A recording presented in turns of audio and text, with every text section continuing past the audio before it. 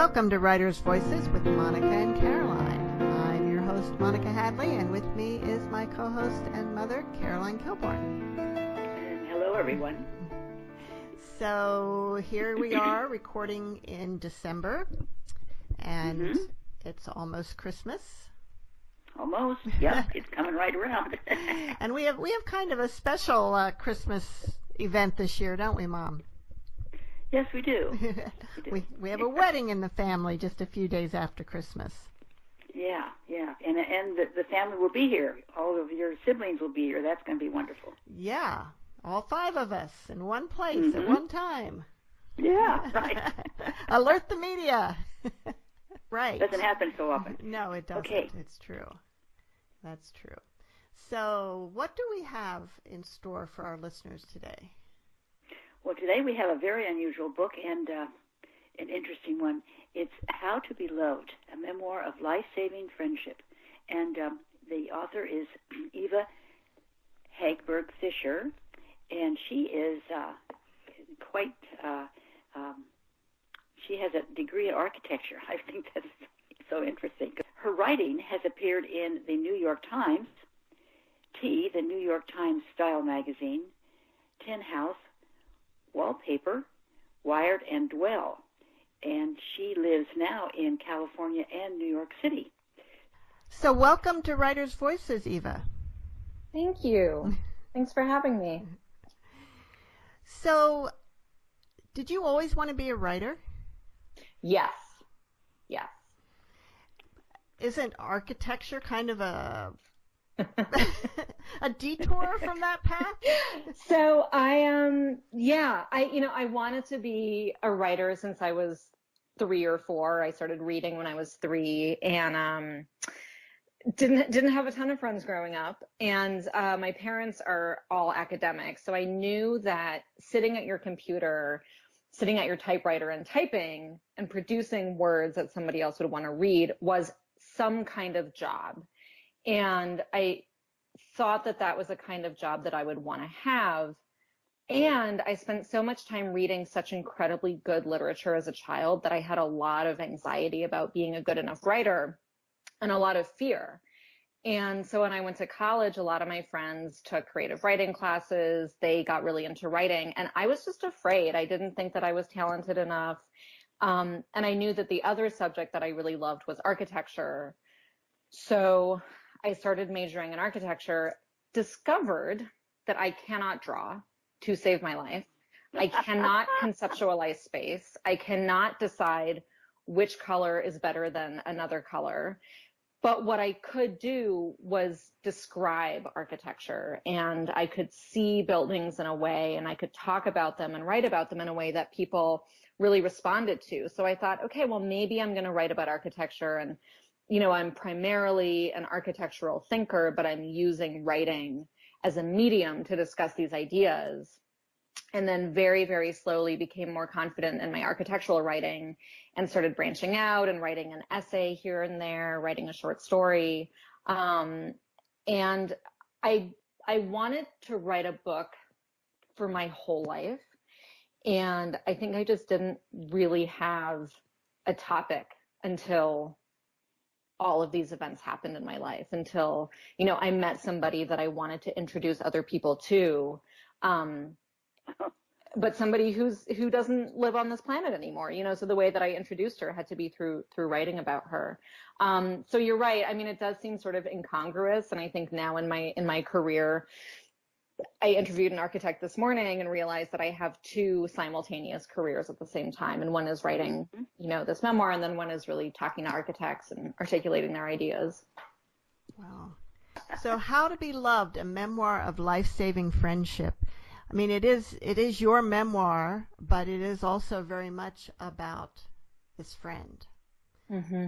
And how did you bond so much with her, with Allison? I think that was 75 to 96% Allison. And then, this is why I'm not an architect, whatever percentage is left over is me. She is somebody, I was on Facebook the other day and I saw that somebody posted on her wall. She still has one of these legacy walls, and they talked about something that Allison had taught her, which was before she went to sleep, if she was feeling anxious, to recall the faces and names of people that she loved and pray for them to be having a good day, to be feeling good, to be having a good life. And it reminded me of two things. One was of how special my relationship with Allison was, and then two, how absolutely not special my relationship with her was, because she just had this ability to connect with people on a level that was so intimate and vulnerable. And, as I say in the beginning of the book, like, I was really confused by her vibe. I didn't understand how she would tell people the truth about herself and people would be more drawn to her. And I didn't want to tell anybody the truth about myself, but I wanted to brag and, list my degrees and tell them how cool I was. And people, given the choice between being friends with me or being friends with Allison, all went to Allison. So I was like, what's going on here? This doesn't make sense. Like, I'm the person who's pursuing a PhD at UC Berkeley. Why don't you want to be my friend? And it's because I wasn't being vulnerable with anybody, and I wasn't being intimate. And Allison she taught me, and I think she taught a lot of us, that, you can be so lovable when you're suffering and when you're telling the truth about that. And she had this effect on pretty much everyone. I mean, there's this sort of fan club, and I'm just the one who took the notes, and is publishing them. Now, when you met her, she had been fighting cancer for quite a few years, correct? She had, and I think that she would she would have some comments about the use of the word fighting. She had cancer. Yeah, she had breast cancer 10 years before I met her, and then 6 years before I met her, it had metastasized to her liver. So when we met, all I knew was that she had, metastasized breast cancer, which I had really no understanding of. I didn't know what that meant. I didn't know what metastasis meant. I didn't understand how you could have breast cancer that was not in your breast. But she had been given, I think, 6 months to live when I met her. Oh, wow. Mm-hmm. And how long did she live after you met her? She lived for 4 or 5 more years. Oh, wow. Yeah, 4 more years. Mm-hmm. Yeah. So what would be her problem with the word fighting? So I don't want to speak for her, but I want to speak for myself, given what I've learned from her, which is that, there's a sort of very American narrative about illness, which is that it's a thing that happens and we battle it, or we fight it, or we're on the battleground or on the battlefield. And, Susan Sontag wrote so well about this and illness as metaphor.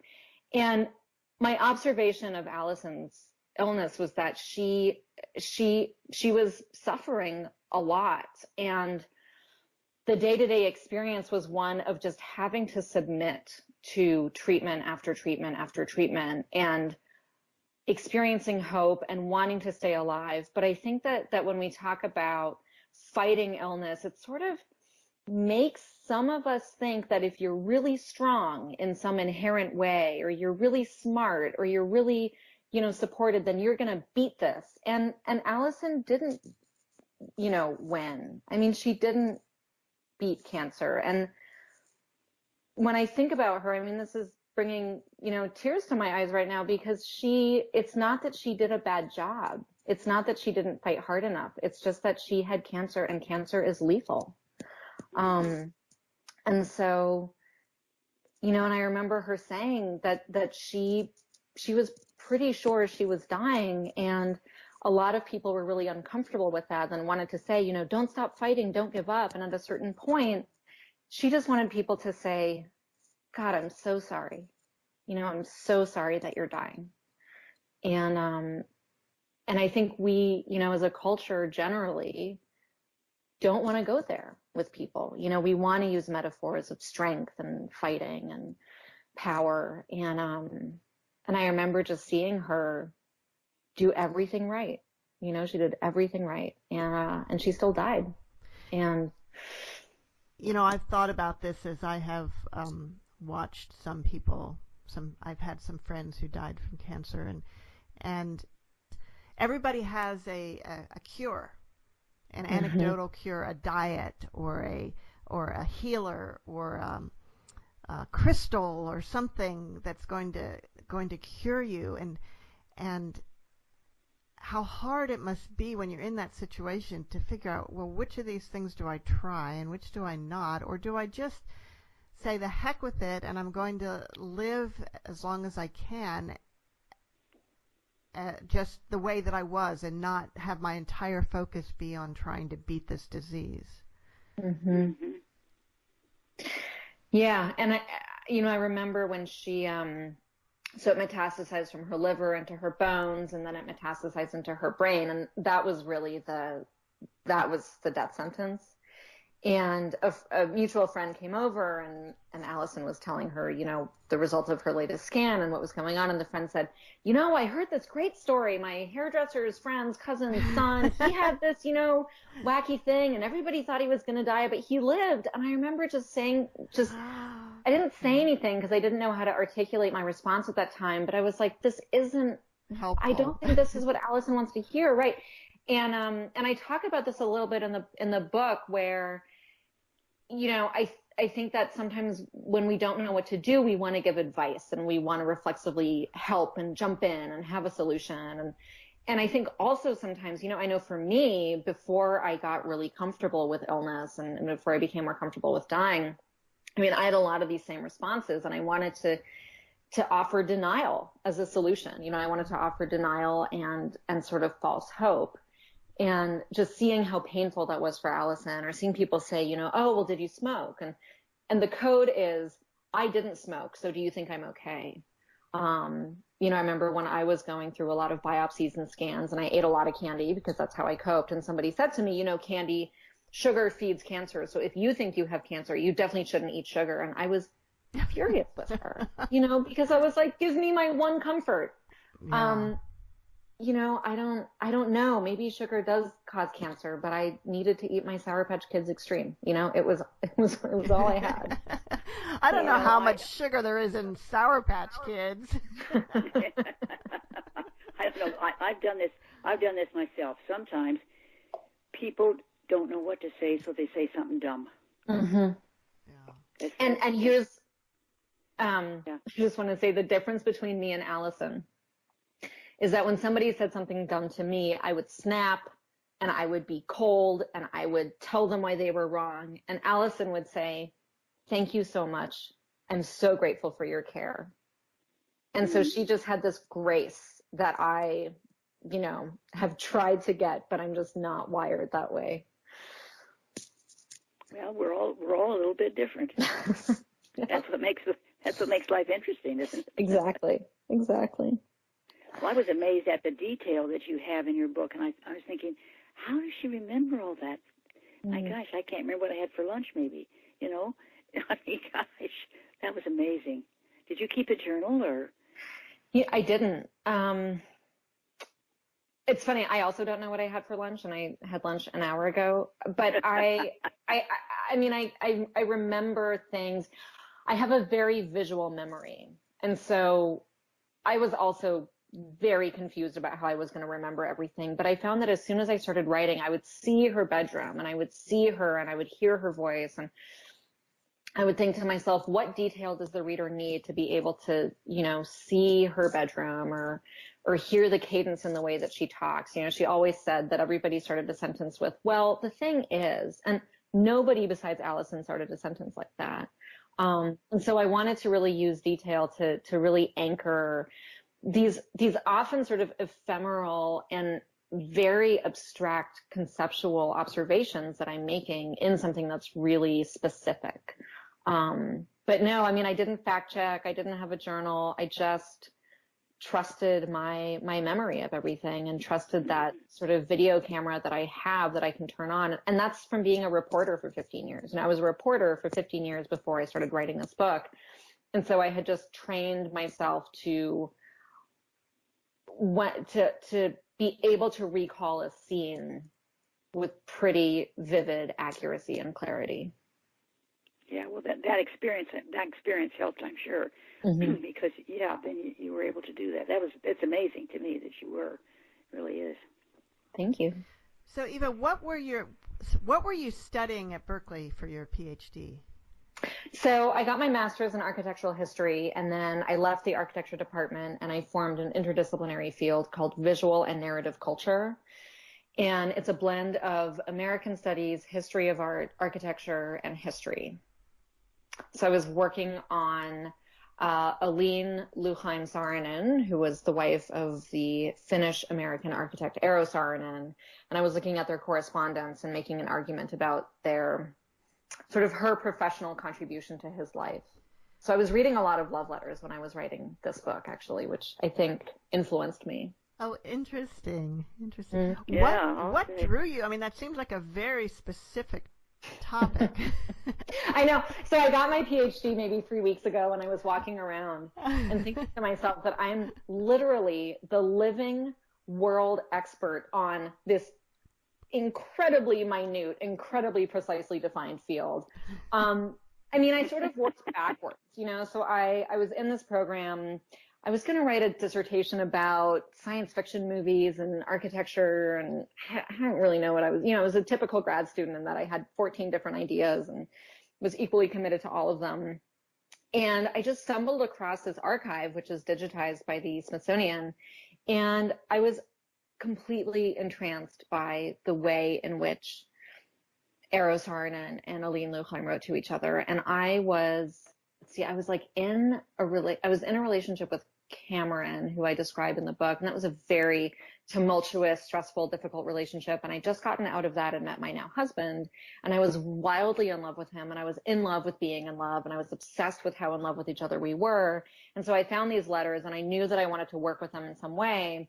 And so I constructed an argument which I hoped would be supported by the evidence, which thankfully was supported by the evidence. So I mean, I really started with the archive set that I wanted to look at and the ideas that I wanted to think about, which were how we use correspondence and diary and how we use writing about ourselves to actually begin to build ourselves into existence. And so a lot of their relationship is mediated through these letters in which they say, I am this person to you, or I want to be this person to you. And that was just a fascinating theoretical place for me to live for some time. And it was weird because I don't know how many people write a book and a dissertation at the same time, but even though there's no overlapping content or overlapping stories, I really, thinking about the way in which I was writing about somebody that I loved, was very informed by reading about somebody else writing about how she loved somebody.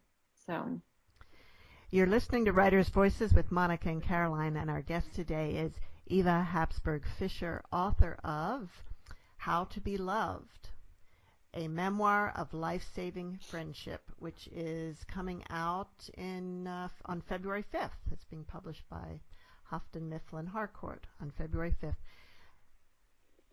So let's talk a little bit about the writing process that you had, because you were working on these two things at the same time. Did you have certain times of day where you'd work on one or the other, or how did you multitask?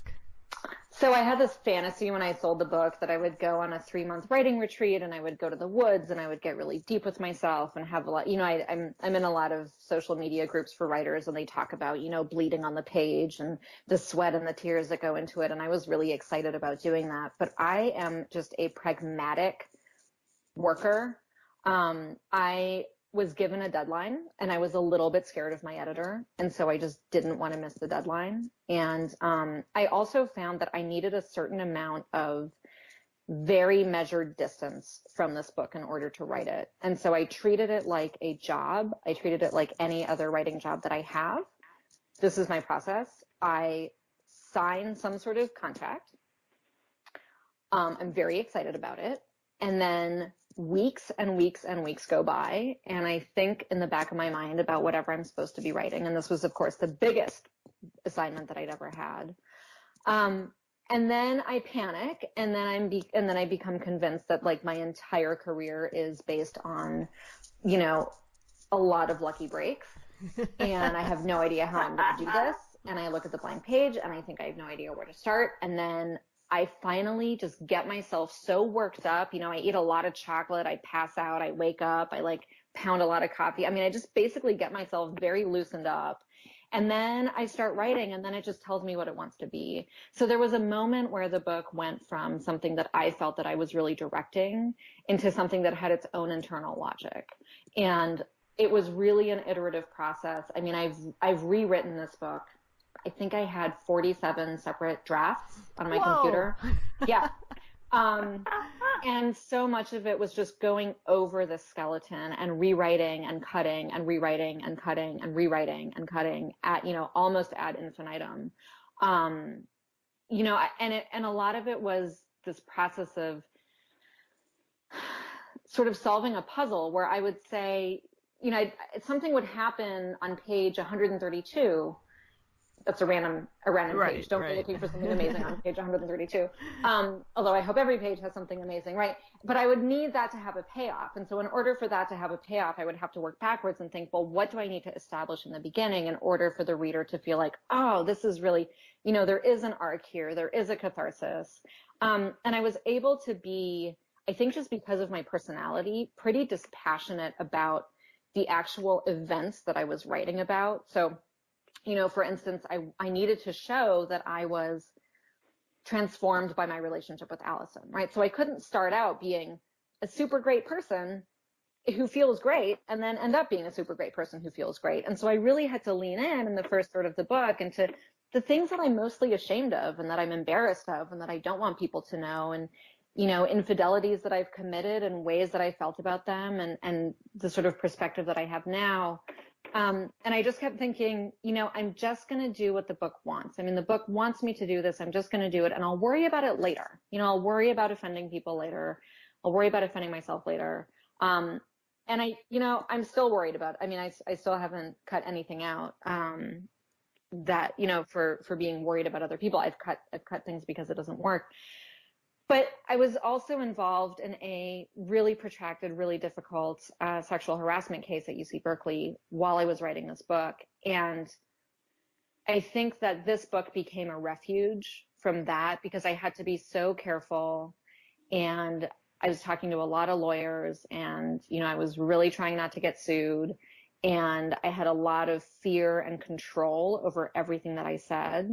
And so I had to constantly sort of represent being, a perfect survivor of sexual harassment, a perfect advocate. I mean, I put that pressure on myself. Nobody asked me to do that, but that was the pressure that I felt. And so this book was this project that only I was reading, only my editor and I were reading it. I didn't send it out to anybody else. And it just was this sort of secret, precious thing that I got to do. So it didn't feel like a distraction. It felt like such a privilege and a joy. And I loved writing it. I loved every single minute of writing it. And when I really finished it, I cried because I missed it. I went with my friend Lauren, who's in the last act, to Sedona, and I was being really, really rude to the Safeway Starbucks person, and Lauren was like, "This is, not like you. What's going on?" And I was like, "I miss my book. I want to work on it again," because I started reading it to myself every night to really feel the structure and feel the cadence and notice where I would start to think, oh, I've read this section, I know how it goes. I was like, no, I need to fix that section. So it really became part of me. And then the dissertation was something that I just really avoided. And, I basically did it in a panic in the last 3 months. And that's what I've heard happens, right? You spend almost a decade in grad school, and all of that is preparing for the final push. And so I just rewrote it in the last 3 months. Yeah. Wow. So can't wait to do it again. Wait, you spent almost a decade pursuing? Oh, wow. Wow. Yeah, which is why I was very relaxedly pursuing the PhD. I wasn't really pursuing it so much as, ambivalently coexisting. But how does that work? Do you have to pay tuition every year? Oh, I have $200,000 in student loans. Oh, wow. Yeah. And it was weird because, coming from journalism, I was used to being paid for my writing, and I realized I just paid $200,000 so that I could write 250 pages about a topic that hopefully more than 5 people are interested in, but very possibly not. So it was sort of a weird thing. You know, I was like cashing one check for my writing to then send a check on to UC Berkeley to pay for the privilege of writing under their guidance. But I learned a lot. So no regrets, truly. And I also took a lot of creative writing workshops while I was at Berkeley, and, you know, took the equivalent of 2.5 years of an MFA program with amazing writers, with Tom Farber, Bharati Mukherjee, Vikram Chandra. And I never workshopped this book with them, but I wrote a lot of short stories. I wrote a lot of creative nonfiction, and they really taught me so much about pacing and dialogue and scenes and language and all of that. So I sort of like snuck myself the equivalent of an MFA experience, which I think was worth it. It sounds like you've had a lot of change in your life in the last 10 years. Yes. And a lot of stress. From, you know, moving cross country to start this program at Berkeley, and then getting ill yourself. We haven't really talked too much about that yet. And working, you know, writing a book and writing a thesis and getting your doctorate and getting married. Wow. What's are you going to like gonna just take it easy for a while now? You know, I have this fantasy, I have this recurring fantasy that I'm going to go live on the beach in Tulum for a year and raise a goat and teach goat yoga. And I talk to my husband about this every couple months, every 6 months. I'm like, I just, you know, I wish everything would fall apart so I could, you know, move to Tulum. And he says, Eva, we would have to get the Coast Guard to get you out after a week and a half. I mean, I'm just not wired for relaxation. What I am wired for is restoration. And that's the thing that I've really been thinking about the last year, is the difference between how I try to relax, which is actually not relaxing, which is I go on Twitter and I get into fights with people, or I watch 17 episodes of a TV show while also posting on Instagram, while also eating Nerds Ropes, while also eating ice cream. And then I'm like, why am I not relaxed? So what I've been looking for are experiences that feel restorative. And for me, that's, you know, going to look at a body of water, going to a yoga class, meditating for 5 minutes, telling the truth about myself to a friend, telling the truth about myself to a group of people. So I don't think that I'm wired for rest, which has been, you know, problematic in my life and has potentially led to my suffering physically more than maybe I, you know, quote unquote needed to. But I also, like, I don't have the ability to see what I do very clearly. And I'll often ask people, you know, you've known me for a couple years. Do you think that more things happen to me than happen to other people? Or do you think I'm just more dramatic about it? And they'll invariably say, no, I think just more things happen to you. So I've just said to people, like, I just don't think that I got benched in this lifetime. You know, I don't think any of us get benched in this lifetime, but I really feel like I'm here. I'm supposed to be experiencing a lot. I'm supposed to be talking about it. So I'm just going to. And then I'm going to find moments where, you know, if I do a couple yoga poses for 20 minutes, that's going to restore me psychically. But honestly, my experience of my life is that I really don't feel like I do anything. I mean, I feel like I just sort of hang out and I like send some emails and, you know, eventually like things get written, but I mostly just watch TV and eat candy. And somehow I have this entire body of work and successful career, but I don't really know how it happens. And I'm actually afraid to look too closely at it. And I'm afraid to open the door to my quote unquote creativity, because I'm like, you know, it just exists. It's just over there and I'm not going to mess with it. And I'm not going to try and figure out how it works. I'm just going to let it happen because it's worked so far. You're listening to Writers' Voices with Monica and Caroline, and our guest today is Eva Hagburg Fisher, author of How to Be Loved, a memoir of life-saving friendship. One thing you mentioned, that you had a contract for the book while you were writing it. That's pretty uncommon for someone who has not published a book before to get a contract before the book is complete. How did that happen for you? So just before that, I wish that I were a Habsburg, who are European royalty, but I am Swedish Hagburg. Yes, I know. I'm like, am I actually a Habsburg? But very sadly, I am not. So So I think you're right that it is unusual, and I'm also really glad that I sold it before I wrote it, because I'm so pragmatic and deadline oriented and assignment oriented that I would never have written this book if I hadn't had a deadline and, guilt because I had cashed a check. I was introduced to my agent by a friend. The agent called me. I was at this time living in Sedona. I was sleeping in a tent every night. I had basically given up on a career. I was spending a lot of time lying down, scrolling BuzzFeed.com when it still had just an LOL vertical, and trying to LOL. My husband was with me, but it was a very, very confusing, weird, dark time. And so this agent called me, and I just thought, okay, I've always wanted to write a book. Maybe this is the time. And I'd written a couple scenes, and I had the title in mind. I just knew that the title was going to be How to Be Loved. So sent the agent some of my work. She called me. She said, great, I'd love to represent you. Let's get this out before Christmas. And I think this was October or something. And then I wrote a proposal, and I thought it was, the most genius thing anybody had ever written. And I was sure we were going to sell it for $1 million. And my agent wrote back and said something like, I have no idea why you keep talking about rocks and your pelvis. This doesn't make any sense. Rewrite it. So I rewrote it, and she said, okay, again, I don't understand why you're time traveling. And, I had a lot of difficulty, considering how or conceiving of this proposal. And I remember talking to her and saying like, well, memory isn't linear, so like, and I just wanted to reinvent the wheel. And I kept thinking about it was very influenced by writers like Lydia Yuknavitch, who wrote this gorgeous, gorgeous memoir called The Chronology of Water. I was like, yeah, let's just get lyrical.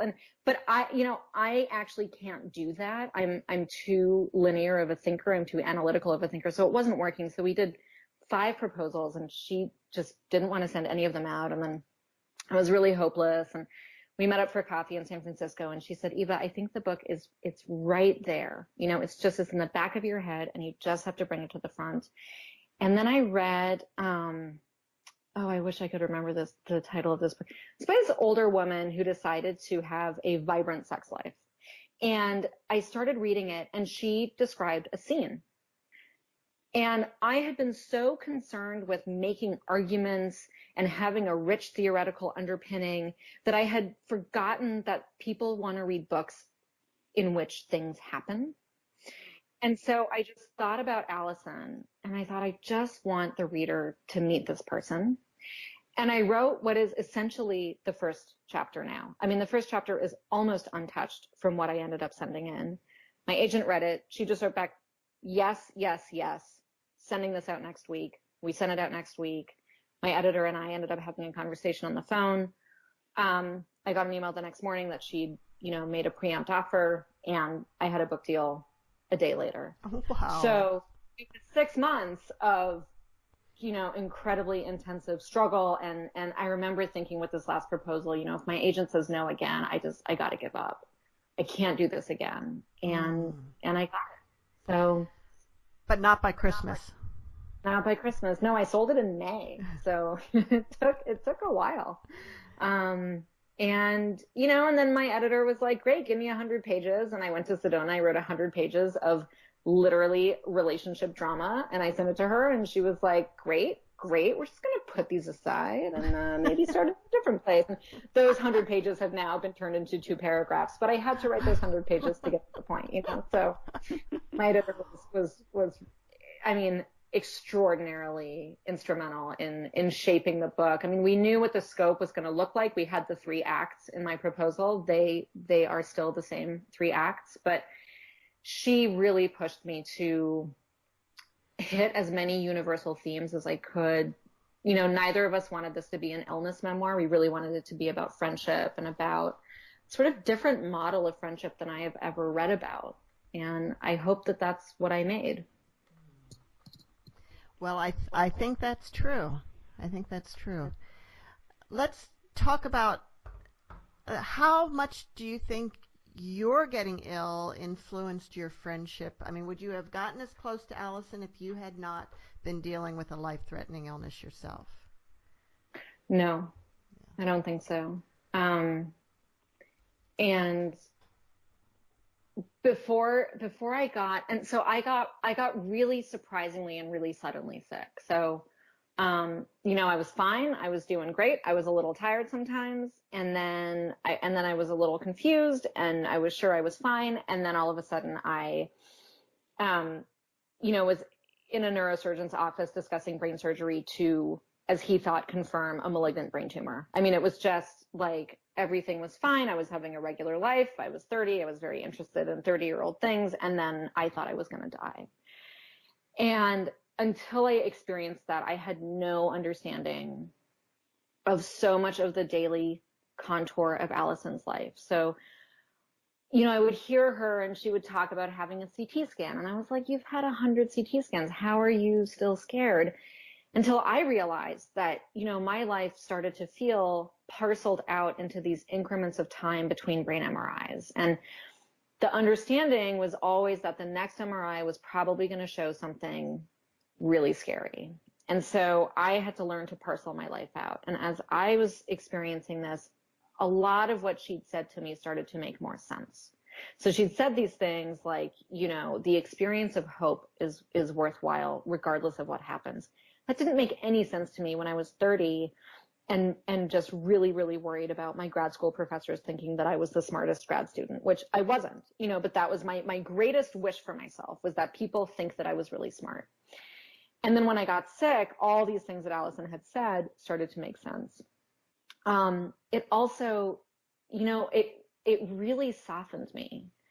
I mean, and I lean into this pretty hard in the beginning of the book. I was reading it to one of my best friends and she was like, oh, Eva, you're kind of a jerk. And I was like, yeah. I mean, I was so scared of intimacy and I was so scared of being vulnerable that I was kind of a jerk, because I didn't know any other way to be. And when I was so sick, I was so desperate that I just had to tell people, what was really going on. And I had seen Allison do that successfully. I had seen, as I said earlier, like I'd seen her be honest and people be drawn to it. And so I sort of knew that was an option. That was a way to be. And when I was so sick that I was awake for 3 or 4 hours a day, I couldn't really read. I definitely couldn't write. I mean, I was very, very, very out of it. And people still wanted to come over and people still loved me. And their love influenced me, but it was really living with her for a couple of weeks after I had this hemorrhage in my brain that really started to change things. And, in retrospect, I mean, I wouldn't trade any of it. Like, my friendship with her changed my life more than anything else. And I think that, I've thought, well, did illness change my perspective? Was it getting sick? Was it almost dying? It wasn't. It was the way that I'd seen her do it and the way that I ultimately watched her die that really changed my life. And I had to get sick to be able to experience that and to be willing to be that vulnerable, which was so my least favorite word. I used to not even be able to say it. I'd talk to my friend and I'd be like, I feel, it rhymes with vulnerable, because I just couldn't tolerate the idea of people seeing me clearly and accurately. Wow. You mentioned in your book about self-care. Did you have an idea what that was before you experienced all these things, or is it a new concept? None. Yeah, I was talking to a friend yesterday about, I had my friend Jason, who has sort of a walk-on role in the last second and third acts. He talked a lot about self-care, and I was just like, Jason, I don't understand what do you mean? What is self-care? And he was like, I get a massage or I eat healthy. And I, at the same time, remember Cameron was really aware of her body, so she would say things like, ooh, when I eat pork, I don't feel so great, or my right side is a little tighter than my left. And I remember just being like, how do you know that? How do you know that pork doesn't agree with you? How do you know that your right side is tighter than your left? Like, I had no relationship with my body at all. And so the notion of caring for even my physical vessel was totally alien to me. And because that was impossible, caring for myself emotionally wasn't even on my radar. I didn't understand that I deserved care, that was something that I could give to myself, that was something I could ask for. I mean, I think self-care now is a very hot and trendy topic, but 8 or 9 years ago when my friend Jason first was like, I'm going to do some self-care, I was like, where is that in the dictionary? I don't no, that's what I go to, alcohol, drugs, random strangers, and validation for. That's where I get my self-care. That's how I feel good. And I've learned now that actually none of those are self-care for me. Uh-huh. Now, Eva, you say you hate being vulnerable, but this book, the honesty about your life and yourself, doesn't that make you feel vulnerable? So this has been an ongoing conversation with my therapist who read the book, and she said, wow, it's really intimate. And I said, aha, I have tricked you. You think it is intimate because of the power of my art. And then a couple weeks later, I dragged myself into her office and I said, oh God, I tricked myself. Oh. It is intimate. It is vulnerable. I am the person who was tricked. Right. So part of me really wants to hide. And I keep making these jokes with people where I'm like, why didn't anybody remind me that this was going to be published? Because as I said before, when I was writing the book, I really was just in the world of the book. I was just like, what does the book need? I'll give it this. The book needs this. Great. I have this story. I have this material. I have this copy. But I talked to a friend of mine who's very wise. And I said, why did I do this? Why don't I have a job where I'm just behind the scenes and nobody knows me? And, why? And she just said, Eva, this is just your job. Your job is to tell the truth about yourself, to try and help other people. And we don't know why that's your job, but that's what it is. And you're pretty good at it. So great. It is scary to put something like this out there. And I actually haven't read it front to back in some time, because I feel like I need to sort of brace now that I know what's actually out there. But all of that fear and anxiety, it disappears the minute somebody sends me an email. And this happened recently. I sent it to somebody. I got an email an hour later and she said, I have 5 other books that I really have to read, but for some reason yours called to me. I have 70 days sober. Every single page is a punch. I feel seen. I've never felt so intimately known. I'm uncomfortable. And I also am so relieved that I'm not the only person who thinks like this. And I'm like, that's why I wrote this book. Mm-hmm. So that the person who has 70 days sober or no time sober, but who feels terrible about herself, can just see me be like, I did that shit too. It's okay. People still loved me. I can still love myself. And when I'm reminded of that sort of deeper ambition, then I can withstand knowing that, I'm going to have people critique me. I'm going to have men on the internet say that I made bad decisions. Okay. Thank you, men on the internet. And so when I'm oriented towards the ways in which the book can be helpful and useful, then I don't have fear. Now you also go into your upbringing, your family life, and there's some pain there, and you're telling some truth telling that maybe some other members of your family might not be that thrilled about. How have you dealt with that? So my mom really wanted to read the book, and I just thought, oh God, this is going to be pretty rough. But I sent it to her, and she's also, she's a philosophy professor, so she reads a lot and she understands the difference between writing and a diary. This is not my diary. And so she read it, and she wrote me an email, and she just said, wow, I read this in one sitting. I couldn't put it down. This is amazing. She said I think she said it reminded her of Didion or Sylvia Plath. She was like, this is going to be a classic. This is going to be taught in literature classes. She was really into it as a work of art. And that was so meaningful to me because I was so afraid that, she was going to complain about it. And it's so funny because the one complaint that she had was, I describe our dinner table when I was a child, and I describe it as being very formal, and we have lit candles and everybody's really expected to perform, and there was not a sense of easy warmth or conviviality. And she was like, was it really like that?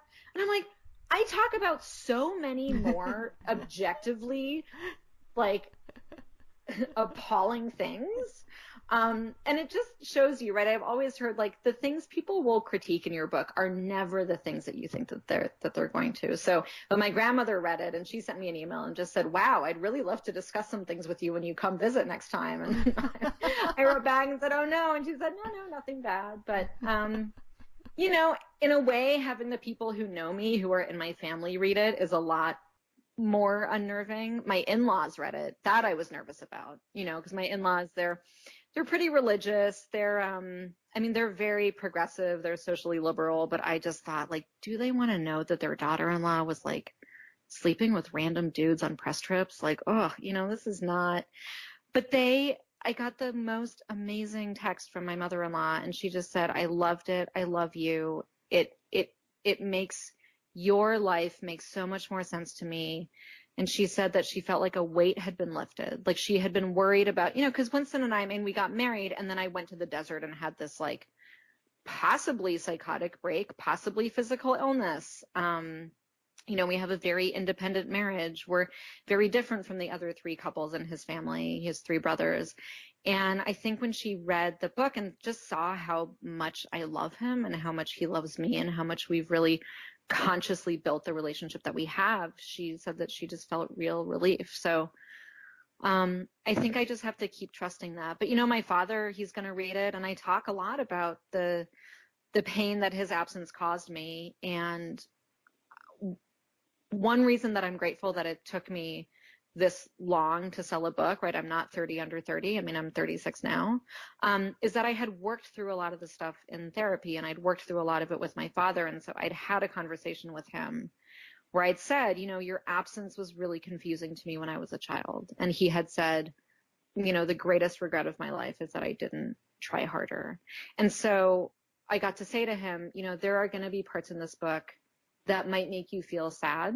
And just remember that, like, in real life, our relationship is great. We have worked through this. And that's clear in the book too. I describe how difficult it is. And then I also describe how we've come together. But I had to kind of give him the spoiler headline. I was like, I had to describe that because otherwise people are going to be like, why is this person so weird with people? Why is she, I had to provide the evidence, for why I was so afraid and why I was so lonely and why I felt so isolated. So I'm really lucky in that my family are pretty artistic, and they are able to see, the book needed these scenes to be in it. This is not a personal indictment. This is not a revenge piece. This is not me like, taking out my journal and being like, I am mad at these people. And I really, really tried to always, have any critique be about how I dealt with something, not about what the event was. Well, right at the beginning, you talk about, that you were raised knowing that you'd be sent away, mm-hmm. and that your mother and your grandmother were the same. That mm-hmm. that was a tradition in the family that if you were smart enough, you got sent away to boarding school, to a fine, boarding school. Yeah. Do you? And for you, maybe this was maybe not the ideal thing for you because it maybe contributed to your loneliness. But do you see some benefit to it too? I see huge benefit. I am extraordinarily adaptable. I can pretty much be fine wherever. I'm great with uncertainty. I'm A+ with chaos. The boarding school that I went to, I got a tremendous education. I think if I hadn't gone there, I wouldn't have gotten into Princeton. I also had parents who valued education. When Princeton was like, hi, we're going to charge you, X thousand dollars, they were willing to pay. I had student loans and I had aid, but it was an important thing to them. And I saw a lot of my friends whose parents would basically bribe them to stay home and go to the local university instead of going to another one. And I was so glad that my parents were like, go, be free, find your passion. So I think that I have a lot of really, really good adaptive, good coping mechanisms. And I think just valuing a life of thought and work and art and a life that is about ideas. I mean, I feel so grateful that was so highly valued, because I always knew that being a writer was a reasonable job. And my parents wanted me to have health insurance, but we've been having such a fun time talking, Eva. I forgot to ask you to read, and we're almost to the end. Okay. So, what would you like to share with us today? So I want to read a section from pretty early on. This is the scene where I've just met Allison, and I'm in grad school, and I'm having a whale of a time. So I'll just read a couple pages. All right. By the time I met Allison, I'd never felt truly close to someone. Not the way I'd seen other people be close to their friends. Had never shown all of myself, the most private and intimate and deepest selves, not to anyone. I had connections, friendships, some of which had lasted more than a decade, but there was always some distancing. I'd show one friend the side of me that was grieving over a relationship, another friend the side of me that believed, down to my core, that love was possible. But to show both sides to one person? Impossible. And so I compartmentalized, categorized, found moments of truth in drugs and alcohol, but never in clarity, never in moments that lasted. I lied by omission. I swerved. That isn't how I wanted to be, but it was all that I knew. And when I met someone new, instead of listening or being open, I judged. I'd been taught that by the rubrics of my family, which focus on achievement, production, the presentation of perfect self in everyday life, to misquote the social theorist Irving Goffman. Later, of course, as I unwound over the course of 4 years of constant and life-threatening illness, I would understand why my behavior could have seemed sociopathic, as it was sometimes called, why I had created that distance. But before Allison loved me into becoming a different person, until, as I told her before she died, she midwifed the person I had wanted to be into existence, I couldn't get what all the fuss was about. And then finally things started to change, not because of me, but because of her.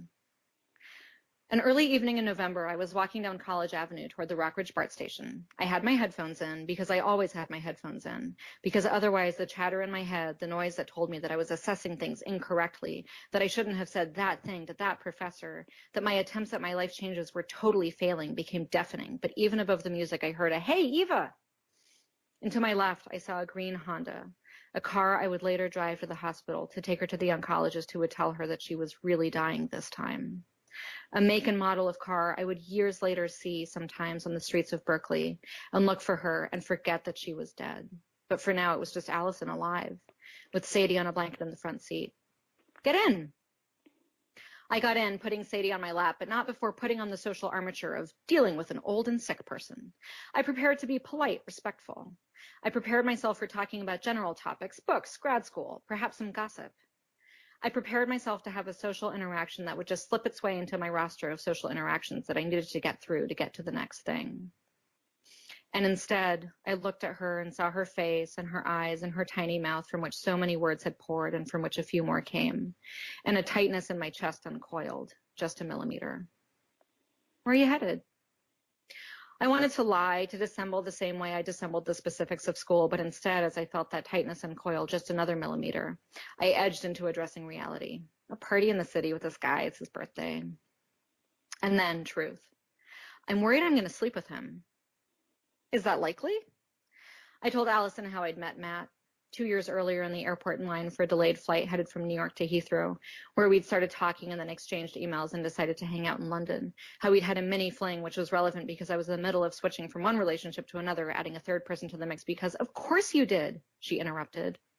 I continued on, saying I wanted to feel alive. She interrupted again. "I've always seen him in cities neither of us lives in, and it's weird now that we live in the same place," I said. Now was the time for her to say something wise and also in line with my original thought. I waited for her to tell me to live my best life now and not give my precious gift away, or to tell me that having sex with someone I wasn't dating was bad behavior, was something I should stop doing. everyone else in my life was advising me to change my ways. I was sober, and yet I had this predilection for going to bars and sipping club soda while everyone else got hammered, and finding a target and casually flirting and then bringing him home. And the last person I'd done this with had a girlfriend whom I'd met 10 minutes before I took him home.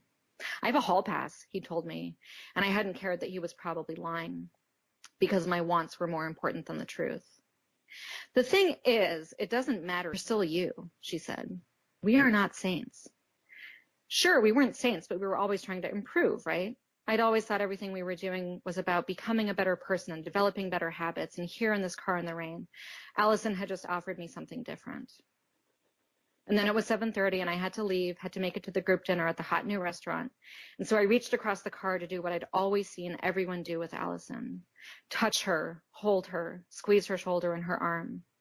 I didn't do it because I wanted connection, but because it felt like the next right thing to do to maintain kindness, to acknowledge her.